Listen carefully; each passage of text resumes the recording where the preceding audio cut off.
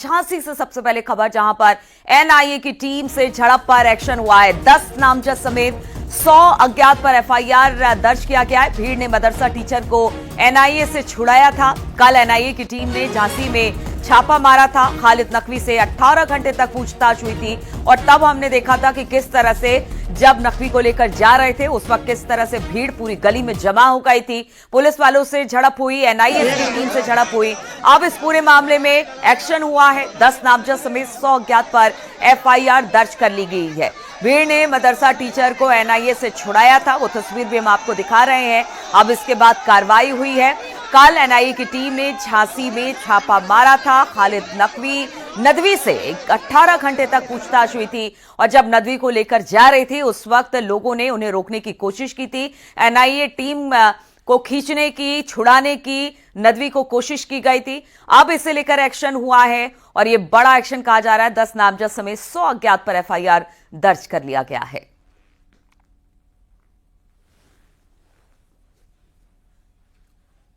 जिसमें जैसा मैंने पहले भी कहा कि वहाँ माहौल बिल्कुल ठीक है और जिन लोगों ने भी कानून तोड़ने की कोशिश की है उनके विरुद्ध कानूनन सख्त से सख्त कार्रवाई की जाएगी। कुछ इन्वेस्टिगेशन टीम से आप कुछ बात हुई हो या कुछ? इन्वेस्टिगेशन टीम तो वो अलग है ना, वो अपना काम कर रहे हैं, वो लोग अपना काम कर रहे हैं। सर, जिस तरह से उसको खींचा सर, हिरासत में लेके अपने साथ में सर, सब पे कानूनी कार्रवाई होगी।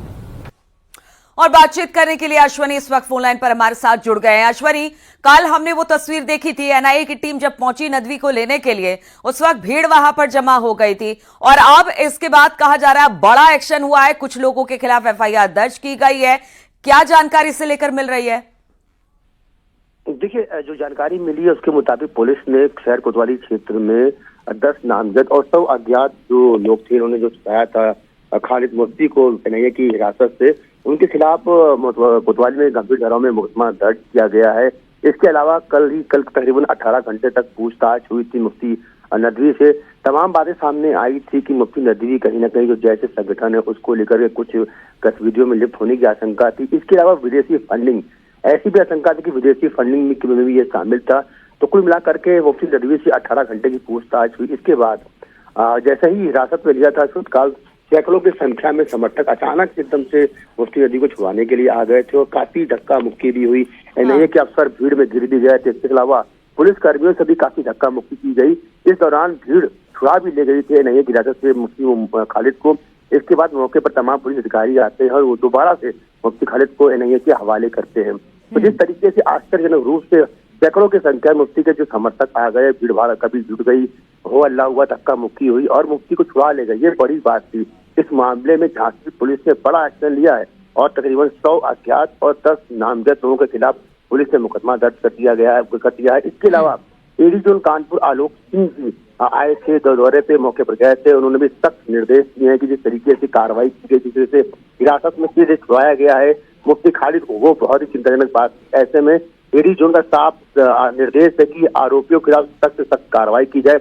अब यहाँ से देखने वाली बात ये होगी जिस तरीके से एनआईए की छुड़ाया था मुफ्ती खालिद को, उसको लेकर के पुलिस अब कितना बड़ा सख्त कदम उठाती है और गिरफ्तारियां इस पूरे मामले में तो गिरफ्तारी होती है। आपका वो कीजिए। ठीक है अश्वनी, बहुत बहुत शुक्रिया आपका जानकारी देने के लिए। और ग्रेटर नोएडा से खबर लेते हैं, जहां पर सूरजपुर पुलिस एनकाउंटर में गांजा तस्कर घायल हुआ है। पुलिस की गिरफ्त में आया 25,000 का इनामी लंबे वक्त से फरार चल रहा था। चेकिंग के दौरान पुलिस की ओर से जब रुकने का इशारा किया गया तो शातिर ने पुलिस पर फायर कर दिया।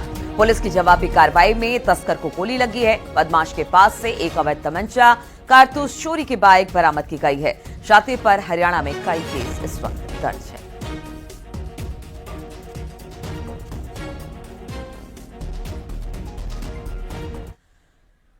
खबर फिरोजाबाद से लेते हैं, जहां पर पुलिस की मोबाइल लुटेरों से मुठभेड़ हो गई। पुलिस ने एक शातिर को गिरफ्तार कर लिया जबकि दूसरा फरार बताया जा रहा है, जिसकी तलाश इस वक्त तक की जा रही है।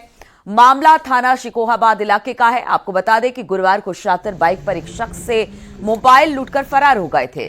पुलिस ने इनके पास से 315 बोर का तमंचा, कारतूस लूटा, मोबाइल बरामद किया और अब ये पुलिस के शिकंजे में। और यहाँ ये जो असुआ रोड है, यहाँ पर एक संदिग्ध व्यक्ति दिखाई पड़ा पुलिस को। पुलिस ने उसको रोकने के लिए इशारा किया तो वो ये साइड का जो लिंक रोड है उस पर भागने लगा।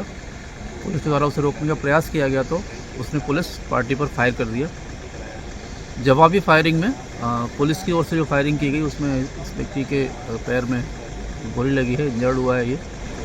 मौके पर ही इसके कब्जे से एक 315 बोर का तमंचा बरामद हुआ है। जिस मोटरसाइकिल से इन्होंने घटना की थी वो मोटरसाइकिल मौके बरामद हुई है। इसकी तलाशी में इसके पास से एक मोबाइल भी बरामद हुआ है जो किसी अन्य घटना में चोरी हुआ था। और हरदोई में एक बारात बिना दुल्हन के वापस लौट गई। दूल्हे के नशे में होने की बात ऐसी बिगड़ी कि दुल्हन ने, उसके परिवार वालों ने नशेड़ी दूल्हे के संग दुल्हन के फेरे लेने से इनकार कर दिया, जिससे बारात में हंगामा मच गया। मौके पर पुलिस बुलानी पड़ गई। पुलिस को देखकर नशे में धुत दूल्हा और तमाम बाराती वहां से फरार हो गए, लेकिन वधू पक्ष के लोगों ने दूल्हे के पिता और उसके भाई को पकड़ लिया, जिसके बाद पुलिस दोनों पक्षों को थाने लेकर गई, जहां काफी देर तक सुलह समझौते का दौर चलता रहा और आखिर में बारात बिना दुल्हन के बैरंग लौट गई। यह मामला टंडियावा थाना इलाके का बताया जा रहा है।